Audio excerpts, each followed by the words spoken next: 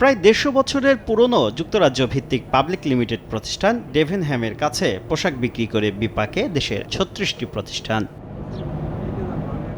উদ্যোক্তাদের দাবি, বর্তমানে দেউলিয়া হওয়া ডেভেনহ্যামের কাছে ২০২০ সাল পর্যন্ত $৭০.৪৮ মিলিয়ন পণ্য রপ্তানি করা হয়। নিয়ম অনুযায়ী রপ্তানি কার্যক্রম সম্পন্ন হওয়া এবং রপ্তানি মূল্য আদায়ের পর ডেভেনহ্যামের মনোনীত পণ্য পরিবহনকারী প্রতিষ্ঠান এক্সপো ফ্রেইট লিমিটেডকে বিল অফ লেডিং দেবেন রপ্তানিকারকরা। এরপর ডেভেনহ্যামকে পণ্য সরবরাহ করতে পারবে এক্সপো ফ্রেইট লিমিটেড। উদ্যোক্তাদের অভিযোগ, বিল অফ লেডিং ছাড়াই পণ্য সরবরাহ করেছে এক্সপো ফ্রেইট। হয় সে ব্যাংক গ্যারান্টি নিবে বায়ারের কাছ থেকে, যে ব্যাংক আমরা পেমেন্ট কনফার্মেশন দিবে, অথবা আমাদের বিল ইনভয়েস করবে। সে যেহেতু কিছুই করে নাই, উইদাউট অল পেপারস সে আপনার গুডস বায়ারকে দিয়ে দিয়েছে, তার মানে সে বাংলাদেশের আইন ভঙ্গ করেছে। এইটাই হলো ইএফএল এর ফল্ট। দেন দরবার করে গত 4 বছরে পাওয়া গেছে $60 মিলিয়ন। এখনো বাকি $10.21 মিলিয়ন বা 130 কোটি টাকা।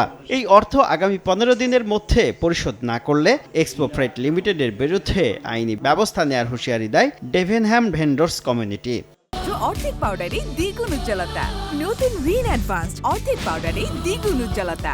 ইএফএল এবং অন্যান্য ক্যারিয়ারদের 15 দিনের মধ্যে অর্থ প্রদান করতে হবে। তারা ব্যর্থ হলে তাদের বিরুদ্ধে আমরা আইনি ব্যবস্থা নেব। আমরা সমস্ত গার্মেন্টস কোম্পানি থেকে ইএফএলকে ঘেরাও করতে বাধ্য হব। সংবাদ সম্মেলনে জানানো হয়, ভুক্তভোগী 36 প্রতিষ্ঠান বছরে $5 বিলিয়ন পোশাক রপ্তানি করে। শুভ খান, সময় সংবাদ, ঢাকা।